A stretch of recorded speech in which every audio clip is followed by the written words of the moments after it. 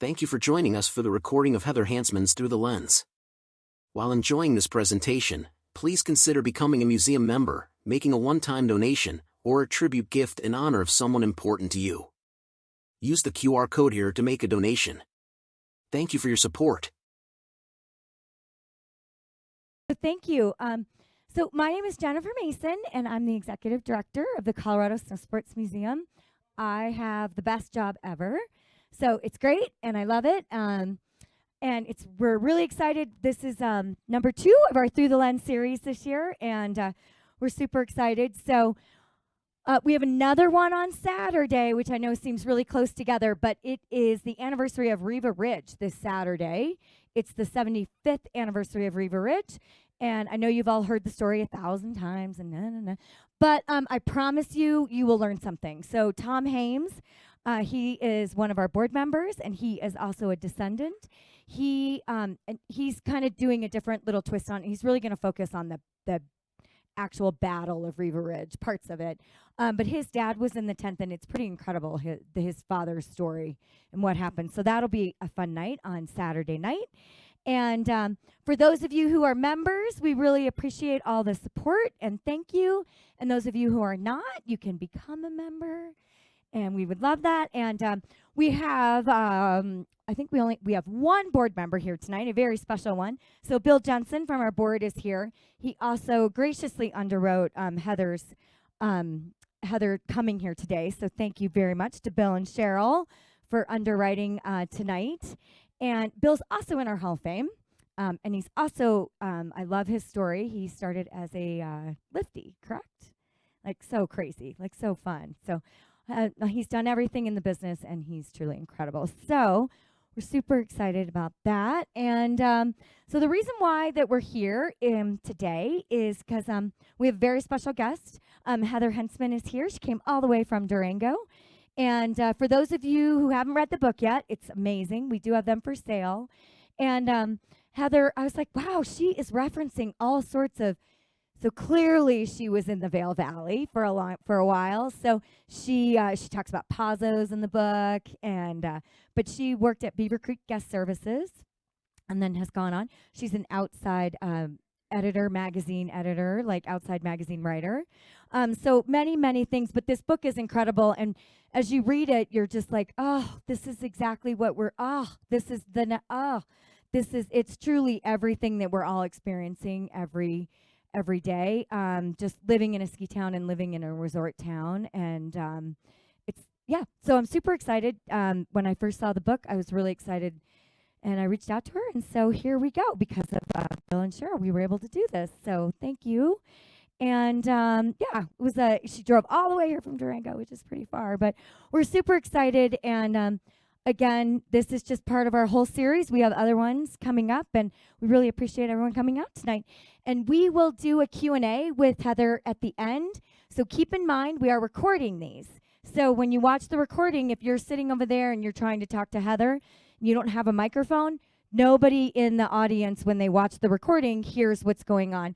So please, if you'd like to speak and ask questions, I will get you a microphone, so that when you go to watch it on YouTube, that the questions and answers make sense.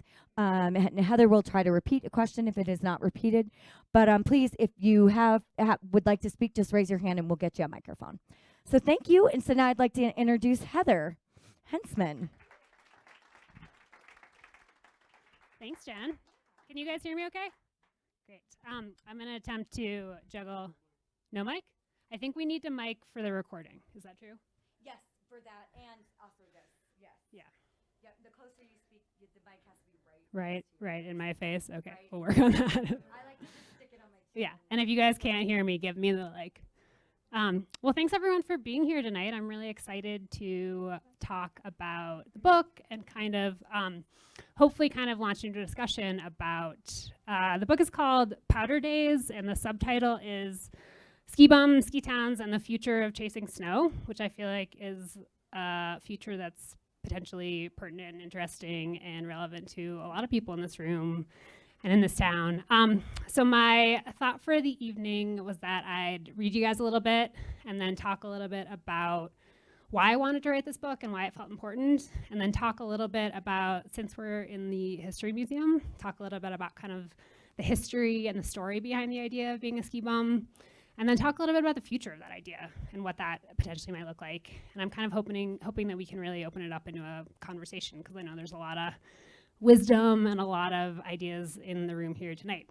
Sound like a plan? Awesome.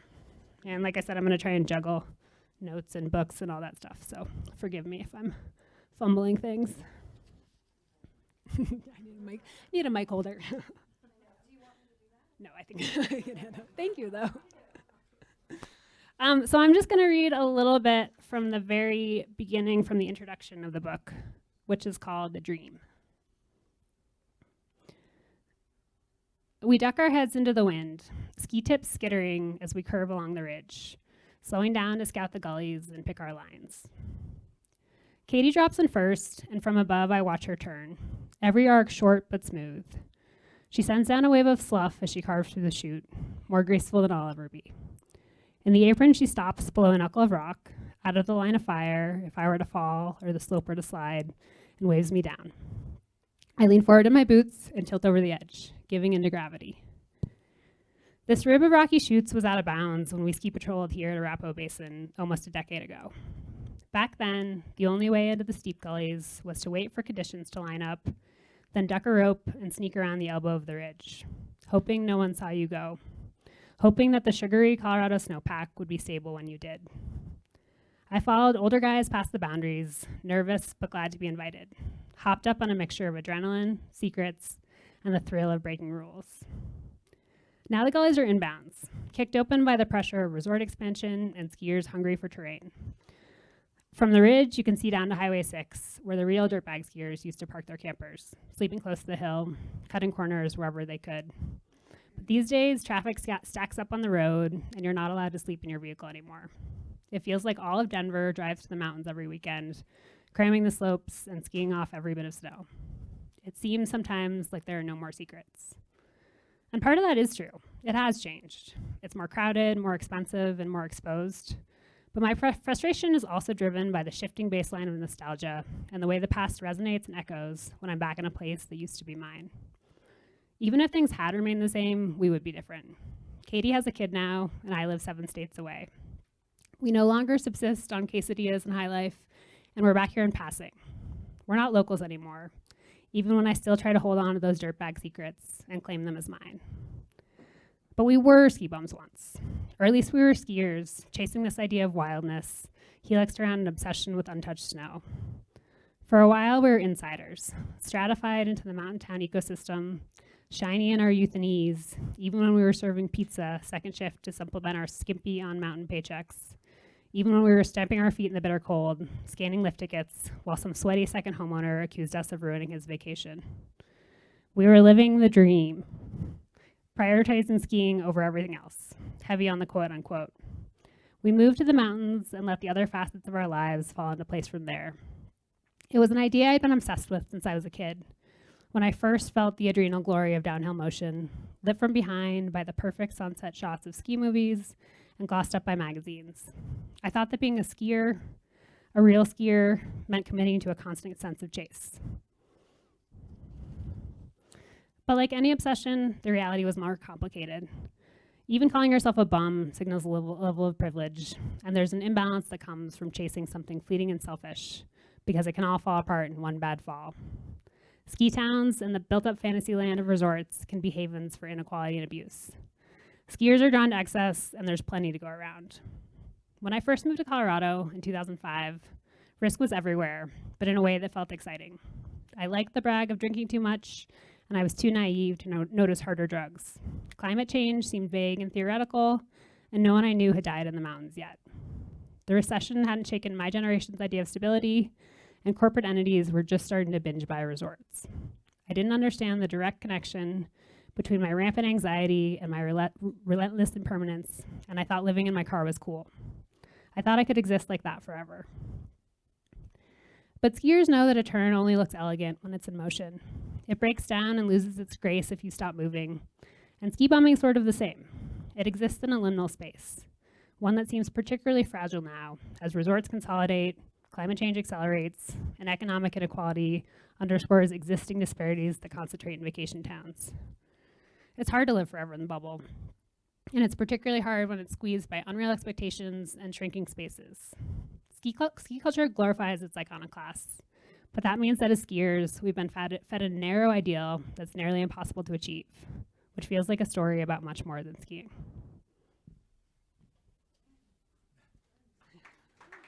Thank you. So that's a little framing of the book and what I want to talk about. And I guess to talk about, one of the things I was kind of trying to chase down in this book was why skiing is important and why so many people get obsessed with skiing and devote their lives to it. And I guess maybe a show of hands in the room, how many of you guys would call yourself ski bums or dirt bags or skiers? We got it. Awesome. Yeah, me too. And this was sort of a question in the back of my mind. And I guess maybe Jen mentioned that I did guest services straight out of college. And the story behind that is that I'm from the East Coast originally, grew up in Massachusetts, and I was working as a raft guide in the summers. And I had this kind of vague, loose idea that I wanted to move to the mountains. I kind of had this image of what that was going to be like. And a guy that I didn't really know one night at a bonfire was like, "Oh, I work at Beaver Creek. I can get you a job there." And so based on this like flick of a story, me and two of my best friends from college moved sight unseen, drove to Avon, drove up to the Tarns, and moved into employee housing there. I had never been, I think I'd been to Colorado once before. And that choice, that kind of like random spark of like, ooh, maybe I want to be in the mountains, has really shaped my life since then. It's put me on this path where skiing really is tied to where I live and what I do for work and who I spend time with. And I'm guessing that maybe feels familiar for some people in the room if you live in this town and you're here. And when people ask about, I'm like, oh yeah, when I was right out of college, I moved to a mountain town and was a dirt bag for a while. And when I tell people about that, I kind of say it was like the best time ever. All I did was go skiing and have fun with my friends. And that was true on some level, but there were also some really hard parts to it. We were often stressed about money and what the future was going to look like. I eventually got hurt, which was kind of what pushed me out of doing the kind of skiing thing full time. So I think that there's some darkness to that story that's often full of light and full of joy and kind of traces back to this root of why we want to be outside and moving around in the mountains. And that question really started to obsess me. And that idea of like, why skiing? What is it about it? What makes it feel important?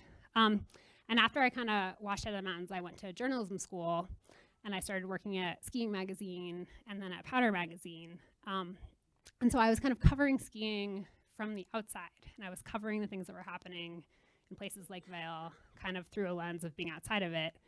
And I saw my friends that I had, been, young in the mountains with here, growing up and starting families and trying to find housing and really trying to establish themselves here. And it kind of tinged into that question of, is this a good life? Is this important? And it also kind of brought up something for me. I started to worry that I had kind of been missing out and that maybe by leaving the mountains, I had been missing this kind of important, formative, like beautiful way to be. And that question really kind of grabbed me. And I think when you think about writing a book, I think that most books are rooted in a question or a series of questions. And so that first question of why would you want to be a ski bum was really kind of like the first question that led me into this book. And I think that an interesting, back up a little bit, like an interesting thing about writing a book is that you think you know what it's going to be about. But then when you start working on it, it usually starts to spiral out into all different ways. And so I started to realize that this question of why is skiing important was much more complicated than I thought that it was, and I had to kind of back it up. And so one of the first ways I kind of tried to frame that up was by looking at the history of the idea. And, you know, what was it that made me watch those ski movies and read magazines and kind of even hook into that idea in the first place? And since we're in the History Museum, do people kind of know the history of the idea of being a ski bum and like where that comes from? Nobody. Yeah, totally. Yeah. What do you know about Warren Miller? Give us the cliff notes. Warren grew up in Southern California, fell in love with the camera, and fell in love in skiing, and lived in the parking lot at Sun Valley, you know, the true ski bum, and filmed, and really traveled all over the West, and you know, particularly in the 50s and into the early 60s, and for him, you know, ultimately, I think he captured the spirit and the passion that we all have for the sport, but you know, I think also he evolved too from being a ski bum to being a very successful media giant in the sport. So that's what I know about Warren. Yeah. Warren Miller often gets called kind of the first ski bum. And I don't think that was necessarily because he was the first person to be living in a ski area parking lot. In fact, I know that he, like you were saying, he had kind of traveled around and skied all these places. And the story that I've heard is that he was in Alta, and a couple people in Alta where he was camping tipped him off that Sun Valley was a really good place to park because they had been there before. And so he, which I feel like is, you know, gets right into the heart of that dirtbag ethos. So he and his friend Ward Baker moved up to Sun Valley. They got kind of like half permission to park their trailer there for the winter. And there's all these kind of like goofy stories about how they shot a bunch of rabbits and then, you know, froze the rabbits under the trailer. And then that was what they ate for dinner when they weren't trying to like flirt with women who were staying at fancy hotels. So, you know, they really kind of embodied, I think, a lot of what we think about the ski bum ideal now. But part of why it was so powerful, I think, is because Warren did such a good job of telling stories about it and sort of codifying this idea of, you know, if you don't go devote your life to skiing now, you'll be another year older when you do, which I'm sure we've all heard from, you know, movies all growing up. And it was just kind of one piece of this real legacy of devoting your life to a sport because it feels good, because of the community, because it's the most fun thing that you know. I think a lot about the 10th Mountain folks too, who came back, you know, from World War II and didn't want to just kind of like slide back into a normal office job or something like that. You know, they had seen something exciting and they wanted to kind of keep creating something interesting and exciting. And one of the, maybe not one of the most, but one of the kind of most interesting wormholes that I got into in writing the book was, you know, when you ask this question, why would somebody want to be a ski bum? There's some really interesting kind of brain science and mental health behind that some people are just geared more. They need, they're called sensation seekers, and they need more kind of like adrenaline and push and things to feel good in their bodies. And I think a lot of these 10th Mountain guys were exactly that. And they kind of had this drive to kind of create something exciting. And that carries through, I think, all these kinds of media and stories. You look at Aspen Extreme, you look at the Lindsay Lohan movie that came out this year. Like there's all sorts of kind of media and stories about being a ski bum and what it means. And then I think that kind of, I think skiing often gets, part of what makes it, I think a lot of sports are like this, part of what makes skiing kind of interesting is the storytelling we do around it and the way that we kind of create these myths and these legends. And, you know, I'm a storyteller, that's my job. I think that kind of creates this culture around something. But I think that it can sometimes be, it's easier to tell a story without the hard parts sometimes. And so that kind of got me into the second question in the book, which is if this thing is really wonderful and amazing and we built this world around it, how do we sustain it? And is it really good? And what does it look like on the inside? And so that was kind of the second question in the book. You know, can you live this dream? And is it even a good dream? And how is it changing? And so that was kind of like the question that really started to appear as I did more of the reporting. And to figure out that question, I had to go on the road and do a bunch of skiing. And so to do the reporting for this book, I ended up doing a big kind of figure 80 circular road trip around the Western US. I spent a little bit of time on the East Coast too. And it was interesting. I kind of felt like I was regressing back to my, 20, 21-year-old roots when I showed up in this town. I got in my car and drove to Jackson and to Aspen and to Sun Valley and to Vail, to kind of look at what was going on in these ski towns and see what people who were in them were, what their lives looked like, what the hard parts were, and kind of what the challenges were and why they stuck with it. And as I started digging into it, I think some really interesting things came to light about what felt hard to people in ski towns. But I think in a lot of ways, I worried when I was writing this book that skiing would feel sort of like superficial or not important, or I had a first draft of the book done in February of 2020, right before COVID hit and changed the world. And I'm sure, as folks in this town know, COVID really put a microscope on all the things that are tricky in terms of how we treat people in our communities, who has privilege, who has the ability to choose where they live and what they do. And skiing is really kind of a microcosm for that in some really interesting ways. And I think a lot of the questions that we are thinking about broadly in society are really relevant in front of mind in skiing right now, in terms of what do we want our communities to look like? Who has agency and who can kind of live with dignity in every community? How are we addressing climate change? How are we addressing mental health? And as I kind of traveled around talking to folks, kind of those questions kept coming up. And, it's a really, I think one of the reasons that skiing is special is because it gives you access to people that you might not otherwise talk to. Like, I don't know many other venues or places where you sit down on a chairlift next to somebody that you've never talked to before and you have 10 minutes to talk to a stranger. And a nice thing about my job as a reporter is that it kind of gives you agency to be nosy and ask questions. And so as I was kind of popping into these towns, I would, sit down on the chairlift with somebody and start asking them about what their life looked like. And people were really willing.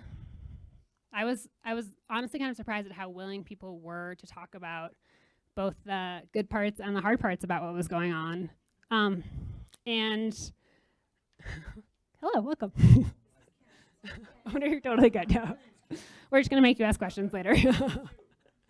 No, you're good. And some kind of similar patterns kept coming up, about how communities were changing, about how people were worried that they wouldn't be able to grow roots and kind of stay in the places that they had, built their careers and made their lives. There's a lot of questions about mental health and kind of how we take care of each other in our communities, and about, economic instability and housing and all sorts of stuff that I'm guessing comes up in this town quite a bit. And that to me, really felt like the beginning of some really important conversations about how, like I said, I've been thinking a lot about how skiing is really kind of a microcosm for broader issues and what we want it to be. And I think that in ski towns, we kind of have a lot of power and a lot of privilege to kind of push these places to what we want to be. And the impetus is often on people at the top of the pyramid to kind of make those changes.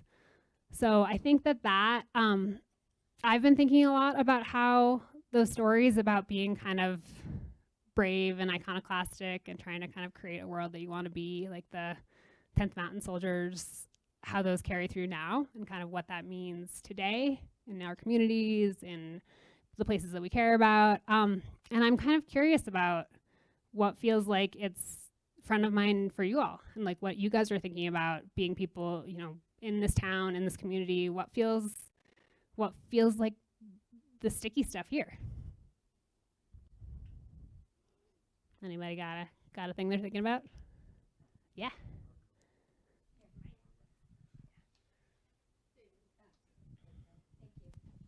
A couple of quick comments first. Bill talked about Warren Miller earlier, and I remember one of his best quotes was that he said his entire life and career had been nothing more than the pursuit of a free lift ticket.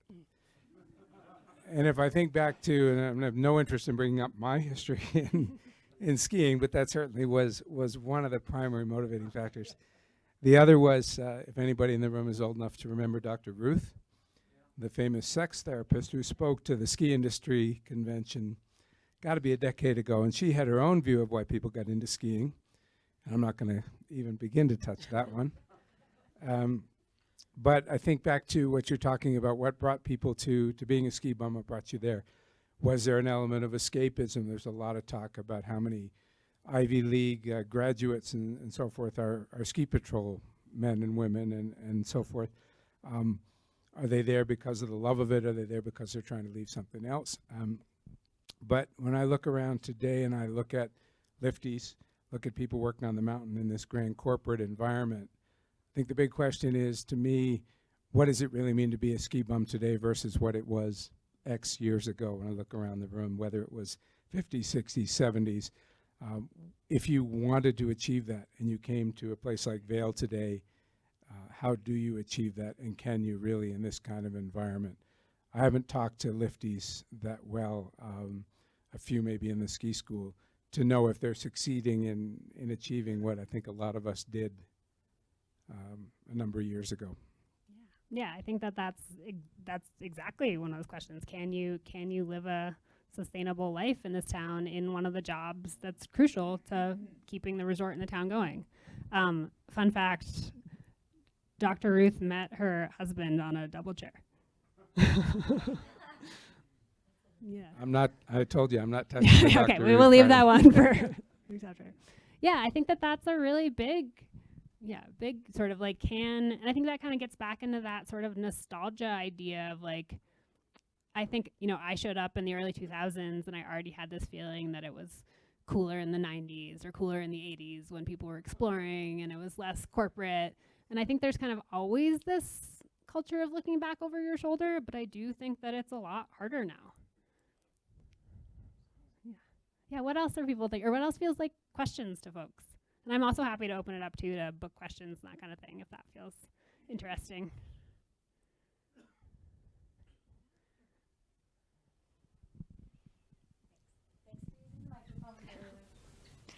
I was a ski bum here in Vail in the 70s, and we made it work. Housing has always been the big issue. The difference then from now, seeing younger friends or whatever struggling with a housing issue, is that we didn't have Airbnbs, not blaming Airbnbs, but we had to move several times while we were waiting for our employee housing back then to be built. But you could do that. You could rent a place for a month. You could, work it out that way. So that is a big difference that I noticed from then to now. These guys and gals now don't have that choice. Housing is so tight. And that's a really big, even if you have a good job, it's a really big influence to continue your dream of keeping skiing in the mix. Luckily, my husband and I were able to do that, working through, working for the mountain, whatever it took.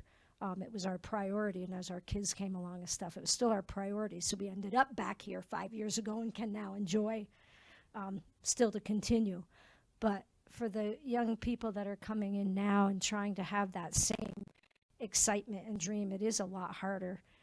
And housing is just one one aspect. Yeah, absolutely. The kind of economic inequality and outside forces pushing on the ski town is one of those that comes up. There's a huge amount of it in the book, and it was something that I really wrestled with how to understand and how to explain.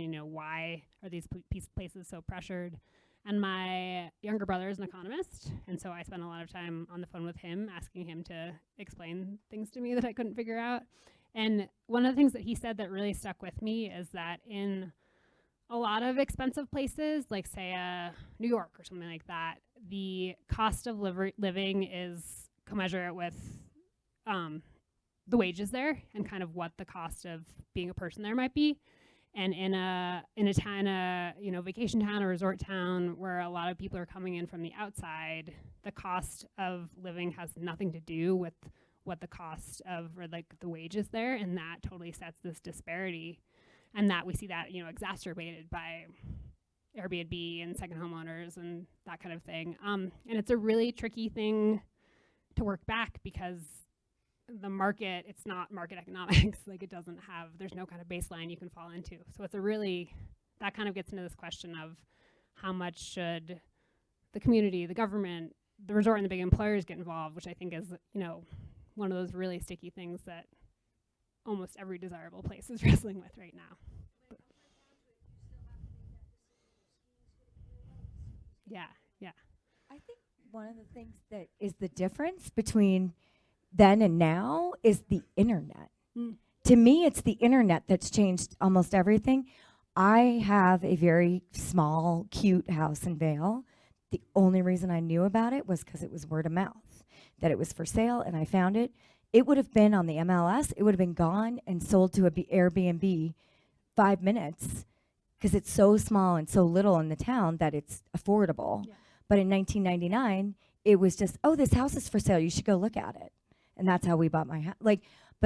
And that's the difference. Like when we first lived here in the early 90s, it was all like word of mouth, like, oh, you can find this place for rent. It was here, here, here. So it's like the more places you worked, the more places you knew, the more people you knew, the more you knew.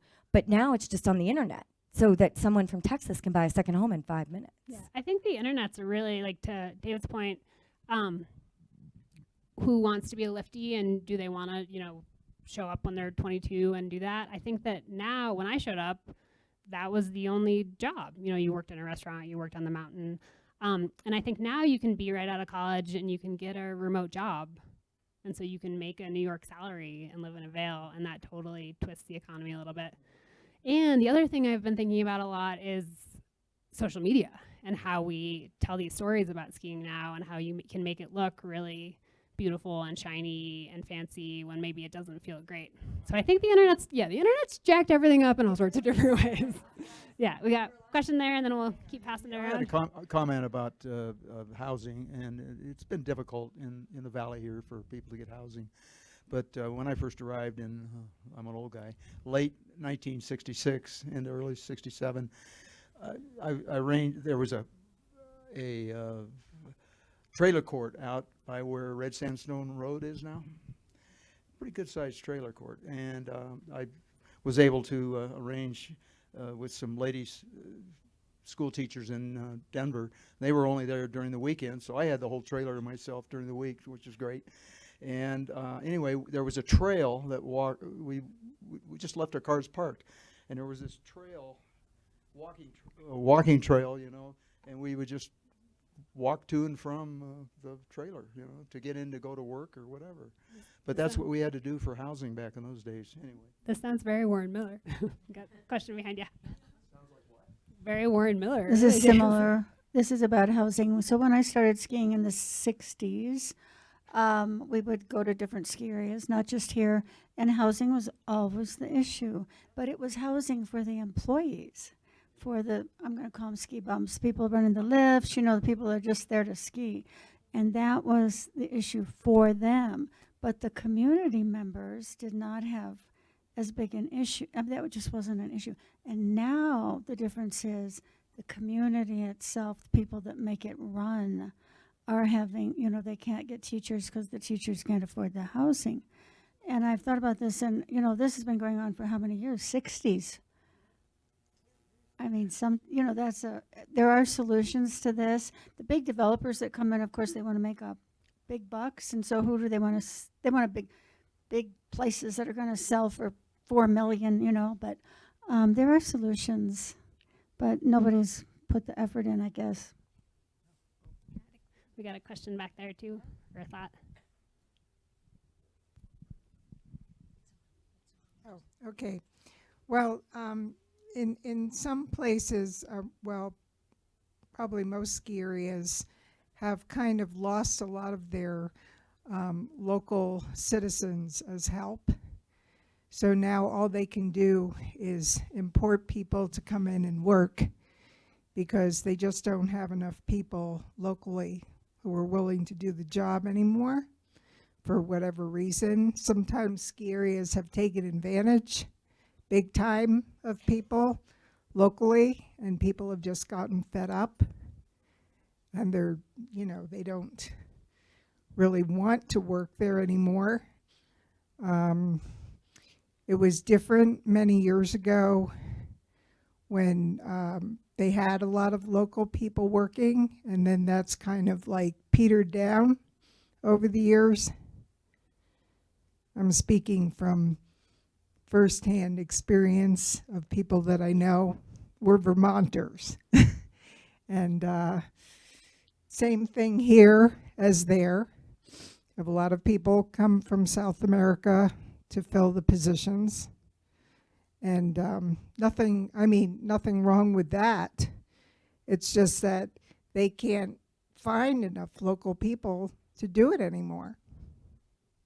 Yeah, I thought a lot about, in this book, kind of about, what they call wicked problems, which are problems that don't have, it's like the housing thing. There's no easy solution for all this stuff. If there was an easy solution to housing, to any of these questions, I think, somebody way smarter than me or any of us would have figured it out a long time ago. And I think that a lot of these are sort of intractable, and it takes kind of, there's no sort of like broad brush, turn everything into employee housing or something like that. It all takes these kind of little mini wiggles. It takes, building a little bit of affordable housing. It takes, rising wages. It's like all comes from these kind of like small, tweaky, community-based things. And I thought a lot too about kind of the idea of sustainability and what that means in every concept of the word, and what it takes for a community, a mountain, something like that, to be sustainable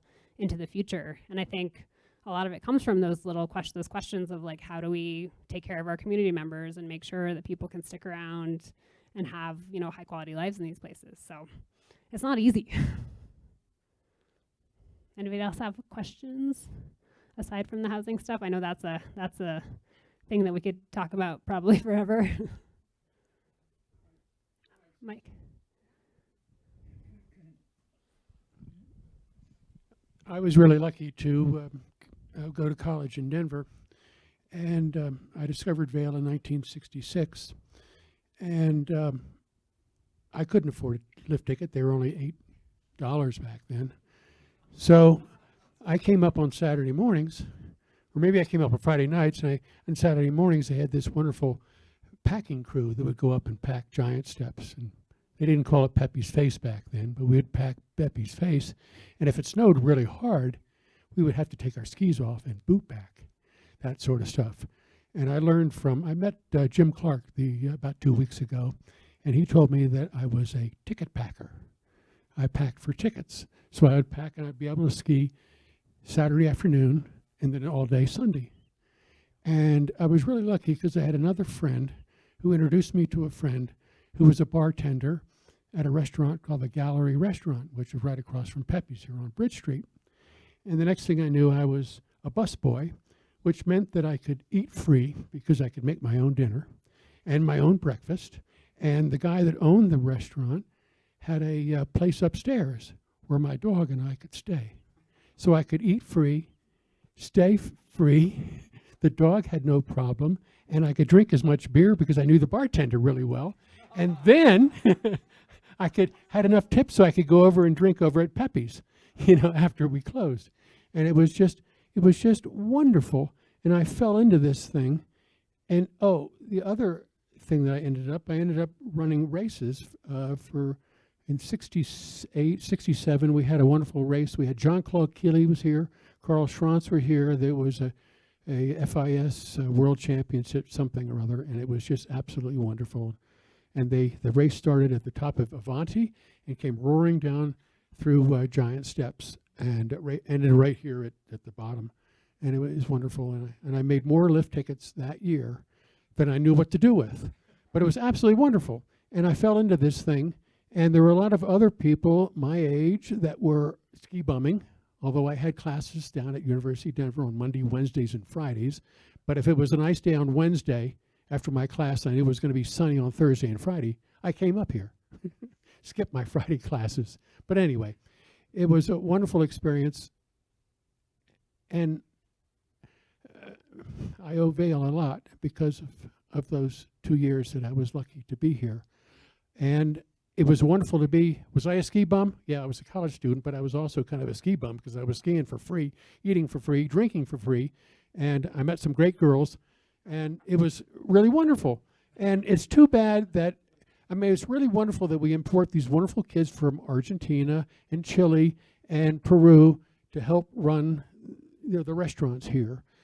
But it would also be really great if Vail could recruit kids from the local colleges and to bring them up here through, I don't know, spring vacation and let them somehow become ski bums. Because in my mind, waiting on tables, helping people put on skis that they've fallen on the top of giant steps or something, there's nothing more valuable in the world than helping people. Yeah, I think that's And that's a really all I good got to point. say. Yeah. And Heather, I thank you for your book because I read it just the other day.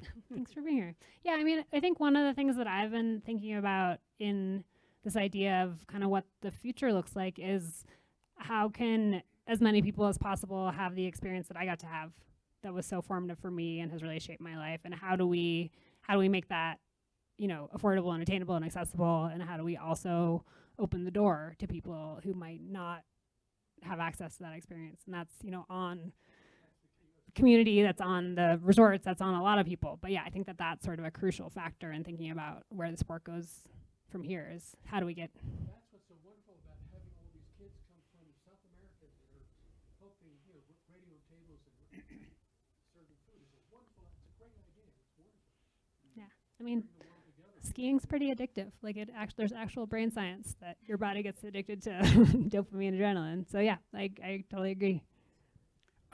I noticed a difference in the workforce when the Epic Pass came out. And before the Epic Pass, people would work for the mountain to get a ski pass. And once the Epic Pass came out, a lot of the workforce got better paying jobs because then they could afford the Epic Pass. And I don't know, you guys feel the same, but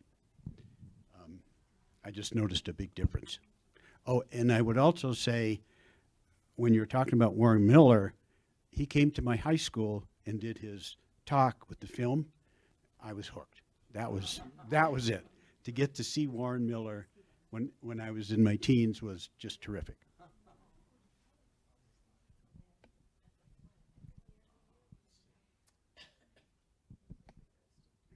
Yeah, it's interesting. I thought about that a lot. It's like, what's that moment that flipped you into obsession? Like, for me, it was this, you know, the guy at a bonfire saying, like, sure, I can get you a job. Like, what's the thing that set you on the path towards wrapping your life around skiing forever? Yeah.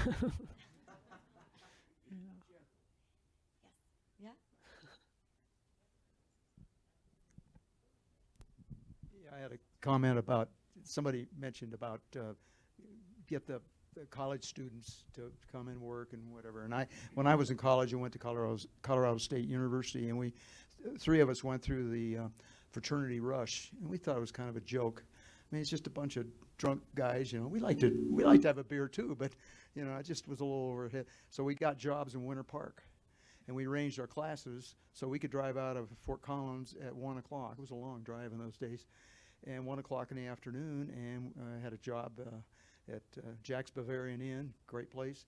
They treated me very well, and I had a place to to sleep, food, tips for beer, and lift ticket and all. And that's what really got me going. And the thing is that put focus in my life, because during the week I had to pay attention to my studies. I'd be up until 11 o'clock studying. So later in my life, that focus on getting something done, if you focus, you can get it done better than if you don't. So it was a good experience for me. I just relished it. It was phenomenal. And so I stayed in the ski industry. I stayed in the ski industry then. Yeah, you guys are really not helping with my nostalgia of it used to be easier and better, or $8 lift tickets, and I had to work 2 jobs. Yeah. And I want to make sure questions about book and writing and all that stuff get addressed too, if there's other stuff that's not just about issue. Yeah. Let's make sure you get the mic just so we get the recording. Question about, I have not read your book yet, I'm sorry. So but offended. I will. Did you find, while you were driving around and exploring all the different areas and things, especially now because you're younger than me,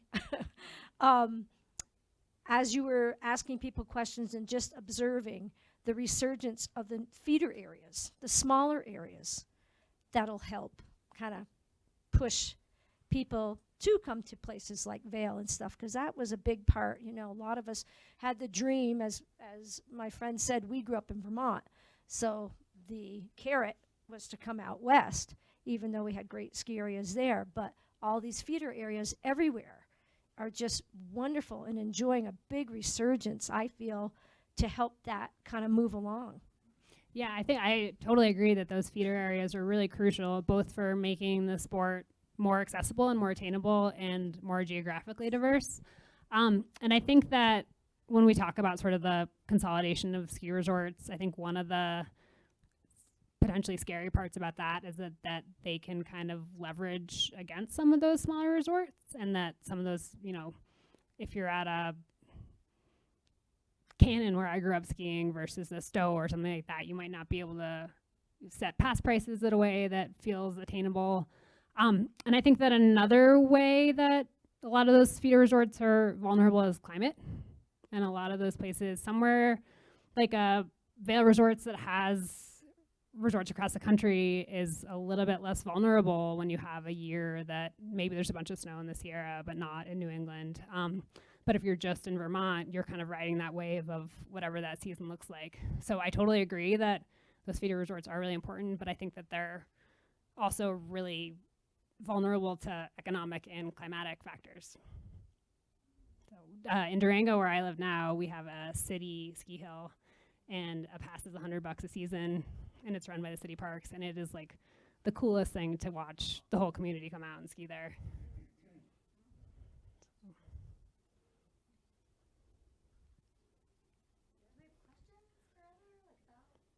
I think we got one there.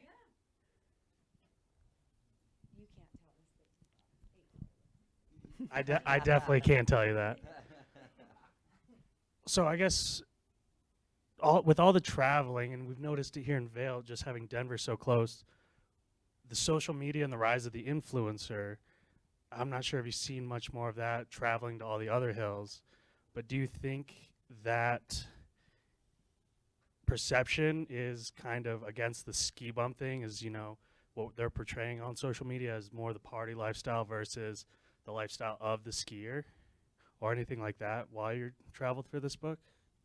I think that I guess I don't have any problem with bashing on the internet. I was going to say not to bash on the internet. But I think one of the tricky things about social media and sort of like the economy around influencers too is that you so often only talk about the good parts. And I know I'm guilty of that. You show the kind of like shiny fun parts of your life and not the like bummer day where you're not feeling good. And I think that creates this, and I think this is not just true of skiing, I think it's true of a lot of things, but it creates this idea that everybody else around you is having a really awesome time, and like if you don't feel good, you must be like the worst person in the entire world.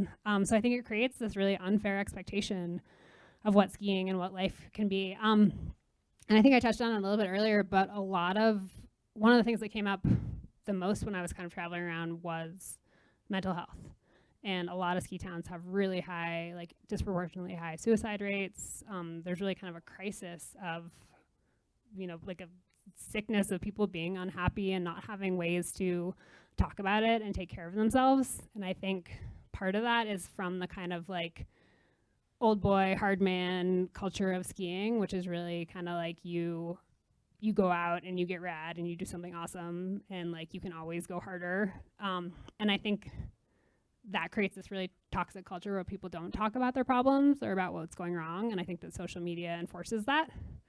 And I think that conversation is starting to change. I know there's some organizations in the Valley here that are working on that, but I think that feels like when we talk about sustainability of our communities, like I think that sort of like taking care of each other and giving people venues to talk about that, I think is a really big one. So yeah, the internet's just ruining everything.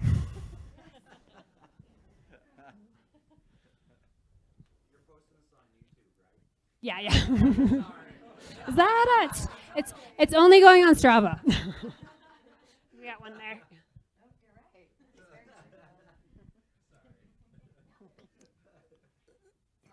I mean, Heather, all your points are so right on. Everybody in the room relates to it. I think about, quote, being a ski bum. It's not sustainable. And, you have to understand, I think our parents understood that. My mother, so honey, when are you going to get a real job? It's not sustainable. And there's a handful of influencers that become X-game athletes and things like that. Candidly, congratulations to you. You're a successful author. You're a great journalist. You found a niche. And I think one of the things I admired about Whistler Blackcomb in the 90s is they kind of had a rule: come here for 2 years and get on with your life. And it set an expectation. And not everybody left after 2 years, but to me, it's so hard. You have to have, yes, what I love about skiing is it's everybody in this room's passion, and it's so powerful. But surfing is a passion, golf is a passion. There's a lot of activities, and people want to pursue them, but somewhere you have to say, okay, this is really important to me. So what's this other place that I have? And I made the decision that in some ways you get lucky. I made $2.50 an hour. The rent was $160. The utility bills were ridiculous because everything was electrical heat. But what I decided, and I don't think you can do it today. There was no overtime, so I just worked 70, 75 hours a week. But my second season, I got paid to ski. Okay, and that's kind of the perfect thing. Now, it forced me down a path that I wasn't going under a rope and looking into the backcountry, and I really do respect and admire that passion. But, I just would say you can't just say, I'm going to go to, it doesn't matter which resort, and I'm just going to be a ski bum. You can pull it off for a couple of years because you're willing to sacrifice to live in your car. I've known a lot of people that have lived in their car, and Warren Miller started it. But I just think, if I was talking to somebody, if you're that passionate about the sport, great, but just find another niche for you so that you can support that passion. And that's how I look at it after 50 years of but it goes out beyond skiing. I always go, yeah, we're all going down. We're going to go to Costa Rica and go surfing for 3 months. All right. So what did you do to get the money? I robbed a bank. No, I don't. But everybody has to have a plan, and there's enough role models and success stories, and you're one of them. Jen Mason is one of them. My wife is one of them. Wendy's one of them. Kent's one of them. Everybody in this room. There's enough role models that say, yes, you can have the passion, quote, live a ski bum lifestyle, but also support a family, make a contribution. So it was just my 2 cents. So Yeah, one of the things that has really stuck with me kind of from the reporting on this, and that I talked to, I know it's probably bad form to talk about Aspen and Vail, but I talked to Auden Schendler, who's the head of sustainability in Aspen, who's thought a lot about, community development and how we keep these things going. And he said, we were talking about this idea of like, is the ski bum a good thing? And he was like, the problem with the idea of this like archetype of the ski bum is that it's inherently anti-citizenship. And it's this idea that you're kind of like getting by on like, you get to live for free and like that's great. But at some point, then the community, you're not a member of the community and it changes around you. And so if you really want these places to exist forever and thrive, then you really have to dig in and be a part of the community. So I think to your point, yeah, it's like, how do you find a way to like add value and be a part of it and still, be following that dream? And I think it's a really tricky line to walk. So yeah, this is the, people have asked me like at the end of the book, it's like, did you figure it out? And it's like, it's kind of different for everybody. So yeah, thank you for that.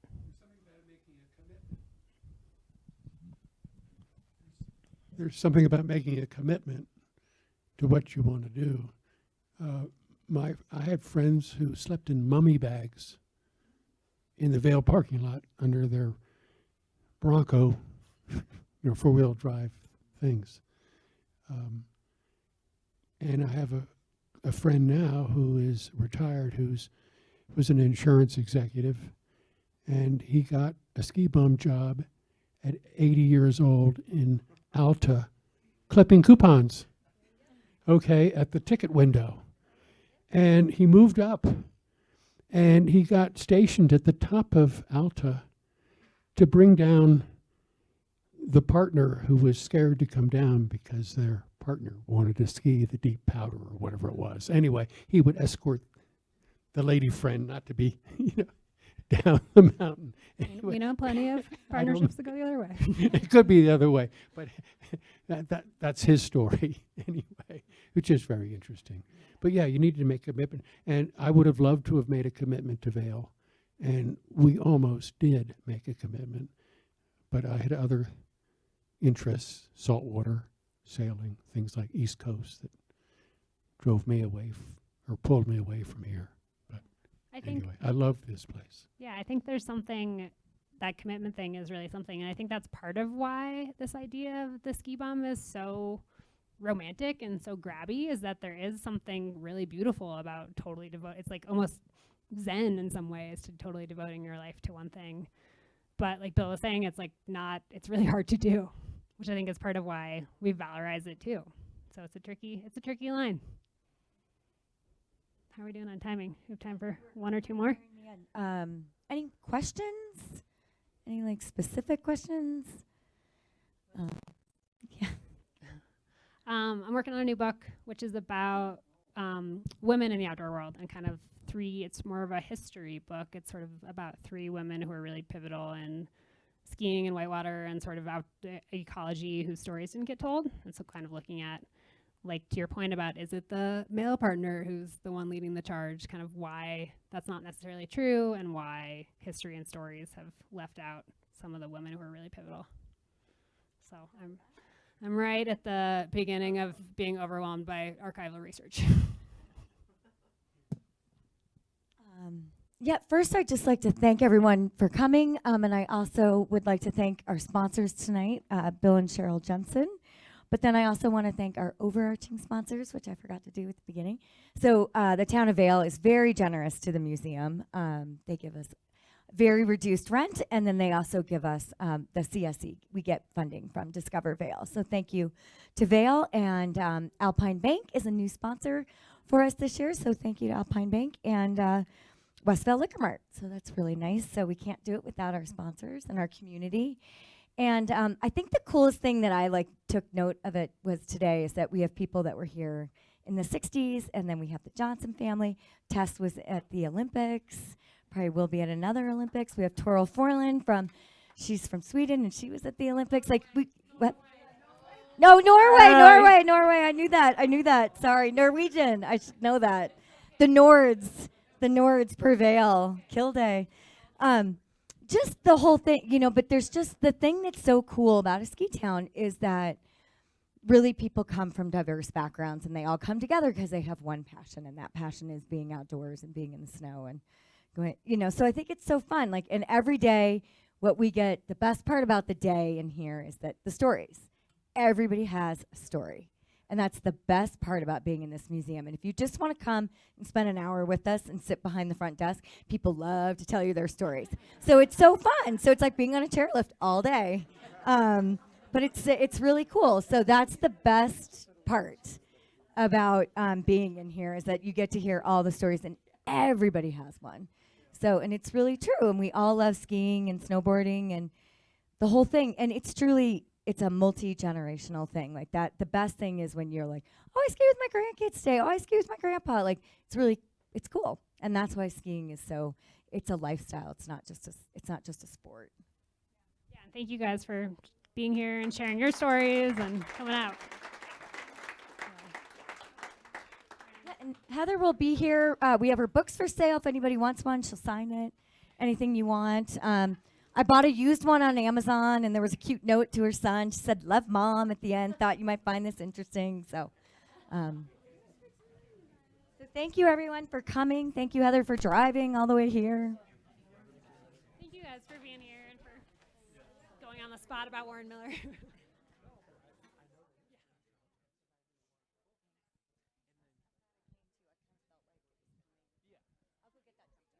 just make sure you got that tonight. Good.